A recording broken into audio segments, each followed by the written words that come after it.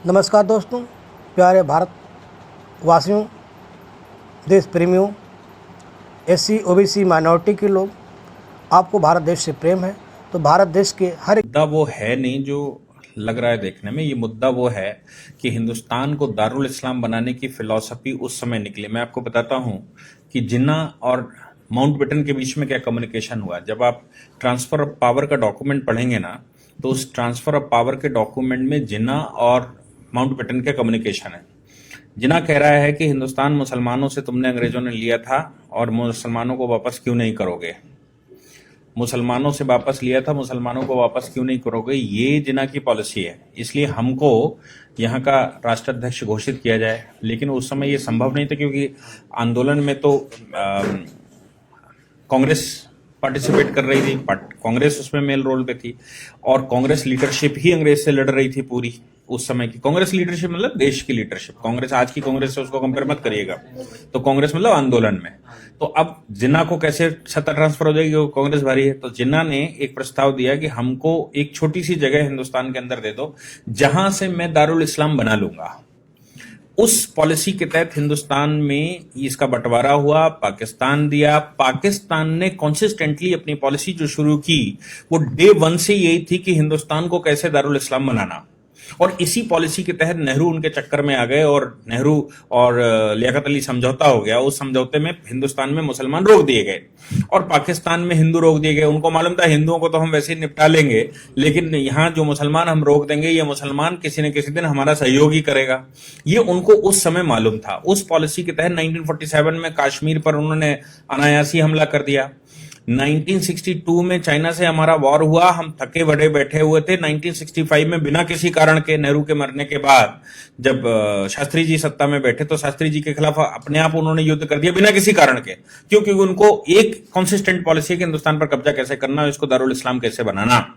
अब इस दारुल इस्लाम बनाने की पॉलिसी में ही उन्होंने वो कारगिल का षड्यंत्र रचा। उसके बाद फिर उन्होंने इनडायरेक्ट टेररिज्म भेजा और टेररिज्म भारत में फैलाया। फिर वहां से उन्होंने बाया दुबई रूट, बाया और तमाम तरह के रूटों से हिंदुस्तान में मुस्लिम पॉपुलेशन कैसे बढ़ाई जाए इसकी व्यवस्था, और हिंदुस्तान के मुसलमान को कैसे बरगलाया जाए और इस्लाम के नाम पर हिंदुस्तान में कैसे डिस्टर्बेंस किया जाए, इसके लिए उन्होंने भरसक वहां से प्रयास करना शुरू किया। हिंदुस्तान में पॉपुलेशन कैसे बढ़े, इसके लिए वहां से इस्लामिक स्कॉलर्स भेजे जिन्होंने भारत में आकर कहा ये तो अल्लाह की देन है और पॉपुलेशन तो अल्लाह देते हैं, ये वही दे रहे हैं, वही खिलाएंगे, ये सब दुनिया भर की बात थी।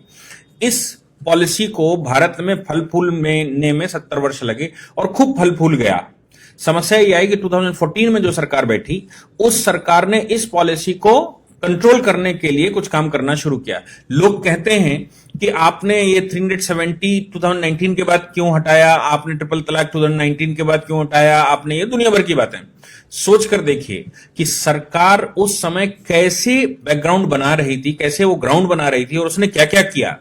आप सोचिए कि जो नोटबंदी हुई, उस नोटबंदी में सबसे ज्यादा आहत कौन हुआ? जो व्यक्ति लीगल सिस्टम में नहीं था, जो अरबियन कंट्री से पैसा आ रहा था, जो पाकिस्तान से फेस करेंसी आ रही थी, जो हिंदुस्तान में करेंसी लाकर दुनिया भर का खेल खेला जा रहा था, वो सारा पैसा कूड़ा हो गया। और कूड़े का मतलब ये हो गया कि वो लोग जो पाकिस्तान सपोर्टेड थे, बिना किसी रिटर्न भरे, बिना किसी लीगल सिस्टम में आए पैसा लगा रहे थे, उनका पैसा सब रद्दी हो गया। आज अगर वो पैसा होता सीएए के विरोध के दौरान, तो आप सोच सकते हैं कि हिंदुस्तान का क्या हाल होता। आज तो हिंदुस्तान में केवल पत्थर बचा है फ्री का, वो पत्थर चल रहा है। लेकिन अगर पैसा होता तो क्या होता? दूसरी उनकी बात जो वो करना चाहते कि हिंदुस्तान में पॉपुलेशन बढ़ाएंगे, दारुल इस्लाम बनाएंगे, गजबाए हिंद लाएंगे, ये सारी बातें जो उनके दिमाग में थी, उन सब पर 2014 के बाद रोक एक एक करके लगनी शुरू हो गई। क्योंकि उन्होंने कहा सब लीगल सिस्टम में आएंगे, नोट भी लीगल सिस्टम में आएगा, व्यापार भी जीएसटी लीगल सिस्टम में आएगा, भारतवर्ष से इंपोर्ट और भारतवर्ष में आने वाला पैसा, आपको याद है 20,000 एनजीओ एक साथ बंद की गई थी। फिर उसके बाद लगातार भारत में जितनी एनजीओ इस तरह के काम करती थी सब पर बैन लगा दिया ताकि विदेशी पैसा ना आए। तो ये पॉलिसी 1947 से जो अडॉप्ट की गई, वो पॉलिसी भारत में फल फूल रही थी। 2014 की सरकार के बाद उसने इन पर सब पर धीरे धीरे एक एक करके बैन लगाना शुरू कर दिया और नतीजा ये निकला कि अब जो दारुल इस्लाम दिमाग में चढ़ा था ना कि इसको दारुल इस्लाम बनाना है, वो तो अब इंप्लीमेंट ही नहीं हो सकता। क्यों? क्योंकि फाइनल स्टेज पर उन्होंने ये और कह दिया कि हम हिंदुस्तान में एनपीआर एक पॉपुलेशन रजिस्टर बनाएंगे, सबका डेटा मेंटेन करेंगे। अब ये जो पाकिस्तान, बांग्लादेश और दुनिया भर से मुसलमान लाया गया था, किसी न किसी साधन से यहां पर रखा गया था, उसने यहां शादी ब्याह कर लिए, 20-20 बच्चे पैदा कर लिए, अब वो सब क्वेश्चन मार्क लग गया। तो जो भी सरकार ने किया उसके लिए उसने बैकग्राउंड तैयार किया, पहले 5 साल, और 5 साल के बैकग्राउंड के बाद 2019 में उसने काम करना शुरू किया। तो अब जो भी रिपरकेशन हो रहा है, जो भी हिंदुस्तान के अंदर विरोध हो रहा है, उसका मेन कारण है कि आज अगर सरकार पीछे न हटी तो हमारे जो दारुल इस्लाम दिमाग में बैठा हुआ है उसकी पॉलिसी एक एक करके सब फेल हो जाएगी।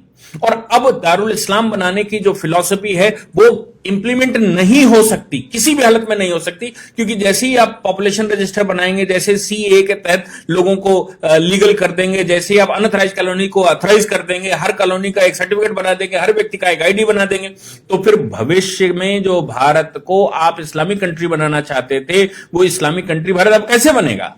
क्योंकि इस्लामिक कंट्री नहीं बन सकता, इसलिए आज इसका विरोध करके वो कोशिश कर रहे हैं किसी न किसी तरह से भारत की जो सरकार है आज की, इस सरकार को हिला दिया जाए, ताकि हमारी जो पॉलिसी पिछले 70-75 साल से चल रही थी with the support of Pakistan and Bangladesh, वो पॉलिसी इंप्लीमेंट हो जाए और 10 वर्ष केवल और रुक जाइए।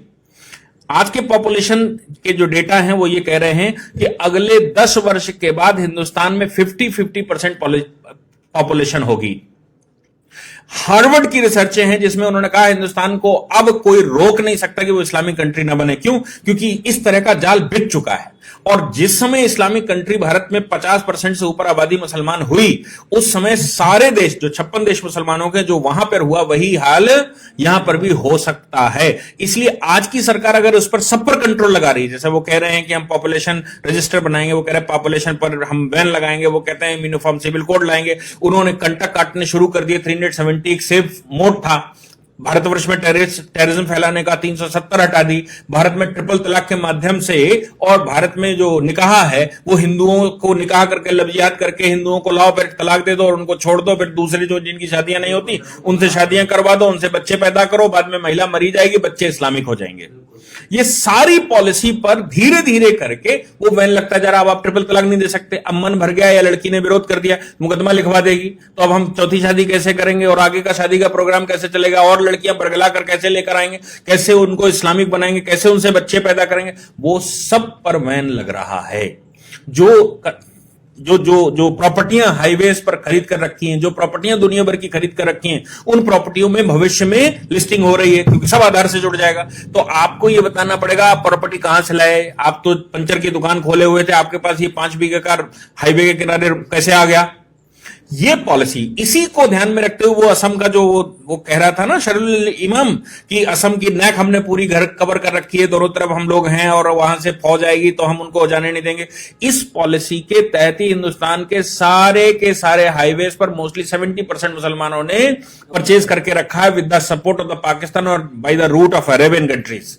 और अब उन पर क्वेश्चन मार्क लगने वाला है। तो आप जो 70 साल से बनाए बैठे थे कि हमें इसको मुस्लिम शासन लाना है, हमें यहां इस्लामिक शासन लाना है, वो धीरे धीरे करके मिथक टूटेगा तो विरोध होना स्वाभाविक है।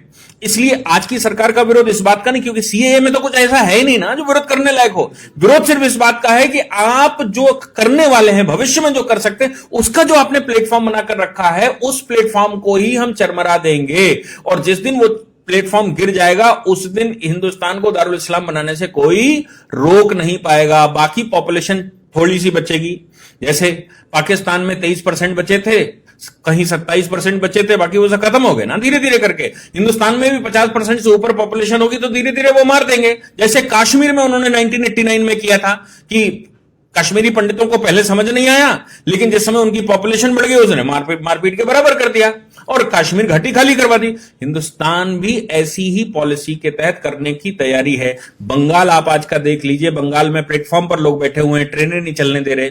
असम की हालत कुछ जगहों की देख लीजिए, जम्मू कश्मीर हम पहले से देख चुके हैं, केरला की हालत देख लीजिए, दिल्ली की हालत देख लीजिए कि दिल्ली में कोई काम नहीं होने दे रहे, पुलिस की गाड़ियां नहीं निकलने दे रहे, सामान्य आदमी का जन सैलाब नहीं निकलने दे रहे, असामान्य गतिविधियां नहीं होने दे रहे। ये पॉलिसी के तहत हो रहा था, इसको बस इतना हो गया कि सरकार देर से आई, लेकिन सरकार ने पहले बेस बनाकर इस तिलिस्म को तोड़ना शुरू किया। अब तोड़ना शुरू किया तो आगे भविष्य का भारत कैसा होगा यह दिख रहा है। और अगर भविष्य का भारत आज न बना इस सरकार के द्वारा तो हिंदुस्तान समाप्त हो चुका है। जिन्ना की पॉलिसी जिसके तहत उसने पाकिस्तान लिया था और जो उसने कहा था कि एक छोटे से कुनबे को कोने को लेकर हम हिंदुस्तान को पाकिस्तान बना लेंगे, हिंदुस्तान पर शासन ले आएंगे, वो हो चरितार्थ होता दिखाई दे रहा है। अगर आज सरकार को सपोर्ट ना हुआ और आज सरकार ने काम किया, आज अगर रिटेलिएशन ना हुआ, चाहे उसके लिए सरकार को गोलियां चलानी पड़े, चाहे सरकार को कोई एक्टिविटी करनी पड़े, कोई स्टेज आनी पड़े, सीरिया में जैसे आज हो रहा है, करना पड़ा ना, बाद में बम फोड़ने पड़ते हैं ना, बाद में मिसाइलें चलानी पड़ती है ना, तो क्यों नहीं आज चलाते? आज चलाकर आप वो सिचुएशन रोक सकते हैं और आपके पास कोई और दूसरा रास्ता बचेगा नहीं, और अभी नहीं बचा है। आपके पास भविष्य में कोई रास्ता बच नहीं सकता जब तक आप फौजें नहीं लगाएंगे। कश्मीर को आपने कंट्रोल किया क्योंकि वहां पर आपने पैरामिलिट्री फोर्सेस, मिलिट्री फोर्सेस भेजकर आपने अनडाउटेड गोली बिना किसी भेदभाव के गोली चलाने का आदेश दे दिया है कि अगर कोई भी गड़बड़ करे उसको सीधी गोली मारो, उससे पूछने की जरूरत नहीं। वो अगर आपने आज हिंदुस्तान में ना किया तो हिंदुस्तान 2040 में समाप्त हो चुका है। वर्ल्ड के किसी भी फोरम की रिपोर्ट उठाकर देख लीजिए, सब यही कह रही है। इसलिए यह पॉलिसी है, इस पॉलिसी को ध्यान में रखिए कि वो क्या करना चाहते हैं। ये कोई विरोध जो आप कहते हैं ना, विरोध करना है किस बात का, ये कोई विरोध ही नहीं है। ये दारुल इस्लाम बनने से रोकने की प्रक्रिया जो सरकार अपना रही है उसका रिटेलिएशन है। ये सीए का रिटेलिएशन नहीं है, ये सरकार का रिटेलिएशन नहीं, सरकार की वो पॉलिसियां जिनसे भविष्य का भारत तय होगा उसका विरोध है।